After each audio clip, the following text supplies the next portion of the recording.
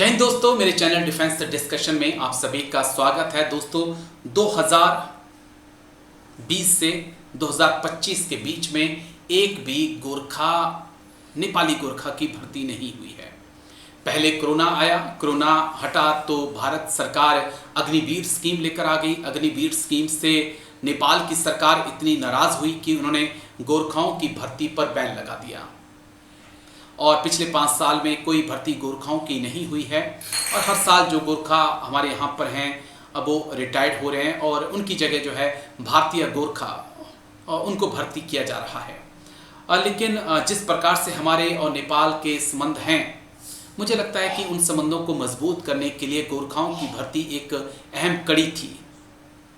और क्या अब कोई पॉसिबिलिटी है कि गोरखाओं की भर्ती भारतीय सेना में हो, या दरवाजे जो हैं वो पूरी तरह से बंद कर दिए हैं, या कोई खिड़की है जो खुली है जहां से हम माने कि आने वाले वक्त में इनरोलमेंट गोरखाओं की होगी। इसको भी समझा है, हमने समझाना जरूरी था। एक्सपर्ट से बातचीत की है, सुनिए सर ने क्या कुछ कहा। सर जय हिंद। Lieutenant general Sanjay Kulkarni sir, जय हिंद। बहुत बहुत शुक्रिया समय देने के लिए। Thank you sir. जय हिंद Rajesh, always a pleasure talking to you. जी सर, बीच में क्योंकि मेरी और आपकी थोड़ी देर पहले बातचीत हो रही थी तो आपने वहां पर नेपाल के गोरखाओं का जिक्र किया। 5 साल से एक भी नेपाल के गोरखा की भर्ती नहीं होना, क्या ये मान के चलें कि अब इंडियन आर्मी के लिए नेपाली गोरखाओं के लिए दरवाजे बंद हो चुके हैं, या कहीं एक खिड़की खुली है जहां से आने वाले वक्त में हम उम्मीद करें कि एंट्री उनकी हो सकती है? क्योंकि हाल ही में हमने देखा था कि तमाम हमारे जो पूर्व आर्मी चीफ हैं वो नेपाल पहुंचे थे, मंदिर में जाके पूजा अर्चना की थी, तो तब वहां से लगा था कि एक उम्मीद है। तो क्या आप पॉसिबिलिटी देख रहे हैं कि अब जरूरत नहीं है भारत को नेपाल के गोरखाओं की? देखिएगा, भारत और नेपाल के जो संबंध हैं वो बेटी मिट्टी वाले जो संबंध हम हमेशा बात करते रहते हैं, और बहुत अच्छे संबंध हैं, इसमें कोई शक नहीं। और पुरानी अपनी संधियां हैं दोनों देशों के बीच में, इसमें भी कोई शक नहीं। भारत के में जो गुरखाज हैं उनमें जो जज्बा जुनून की कोई खामी नहीं। हर कोई हम लोग ये जब जाते हैं गोरखा रेजिमेंट में, हम उनकी भाषा सीखते हैं, उनके साथ उन्हीं के भाषा में बात करते हैं। उनकी मैं कहूँगा सिंसियरिटी, उनका कमिटमेंट, उनके पेट्रियोटिज्म में कोई खामी नहीं है। बहुत अच्छे संबंध हैं। लेकिन ये कहना कि वे 39 बटालियन है, 7 रेजिमेंट्स हैं, हमारे पास तकरीबन 30,000 से ज्यादा के आसपास के गुरखाज हैं, तकरीबन 1400 के आसपास हर सालाना रिटायर होते हैं, और उतने ही हम लेते हैं। अब देश में भी, हमारे देश में भी 1 करोड़ गुरखाज हैं। एक जी करोड़ ऐसे नहीं कि हमारे पास गुरखे नहीं है, और वो भी उतना ही, उनमें भी जोश, जज्बा और जुनून है। लेकिन एक संबंध अच्छे रखने के नाते नेपाल के साथ बहुत जरूरी था कि उनके, अगर आगे अभी भी आ रहे हैं डॉक्यूमेंटेशन में, अगर वो दिखा सकते हैं अपने आप को, तो वो अभी भी आ रहे हैं, ऐसे नहीं है नहीं आ रहा।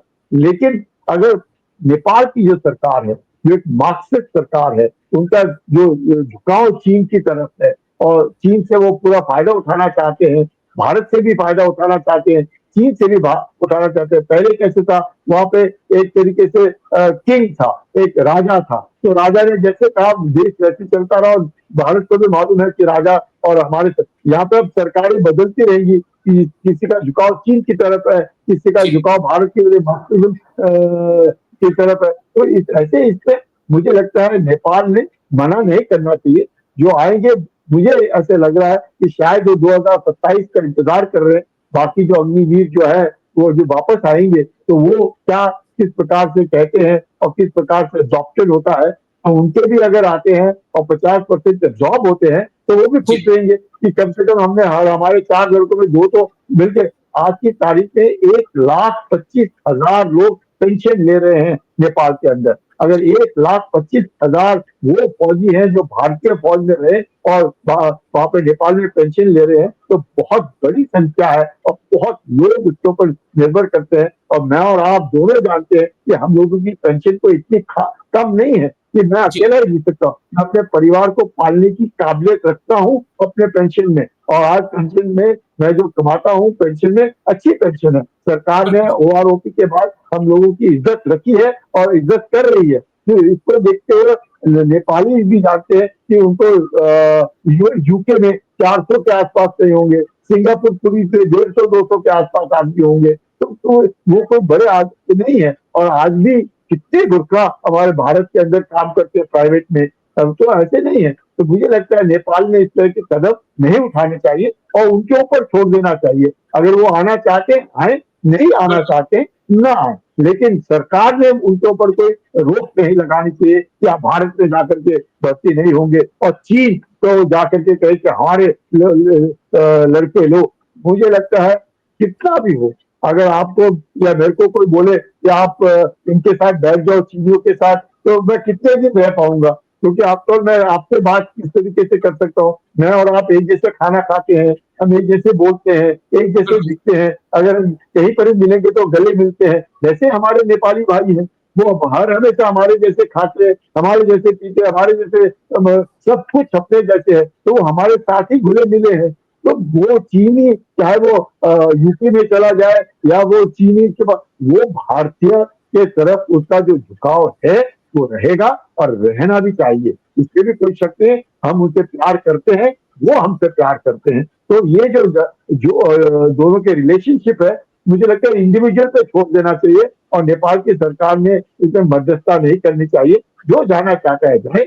आप समझ सकते हैं 1,25,000 पेंशनर नेपाल के अंदर बहुत बड़ी संख्या है। और कितने गांव उनका, जो एक सवित्र घर में गांव में जाता है और जब घर बनाता है तो सारे लोग देखते हैं कि देखो ये पेंशनर का घर है, ये भारत में सूबेदार मेजर रहा, ये ऑनररी कैप्टन बन करके आया, ये हवलदार रहा।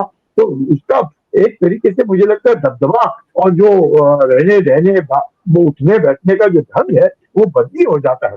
मुझे लगता है हमारे और नेपाल के बीच में अच्छे रिश्ते बने रहने चाहिए। जी, और नजरें अब मुझे लगता है कि ओली सरकार पर रहेंगी कि क्या कुछ वो आने वाले वक्त में फैसला लेते हैं। लेकिन देखना होगा कि क्या वाकई में नेपाली फिर से इंडियन आर्मी में आते हैं या नहीं आते हैं, इंतजार रहेगा इसका। लेकिन शुक्रिया, बहुत बहुत शुक्रिया lieutenant general Sanjay Kulkarni sir, आप आए और तीनों ही अहम मुद्दों पर आपने बात रखी। थैंक यू सर, जय हिंद, टेक केयर, थैंक यू। जय हिंद Rajesh, always a pleasure to be talking to you. Thank you, thank you.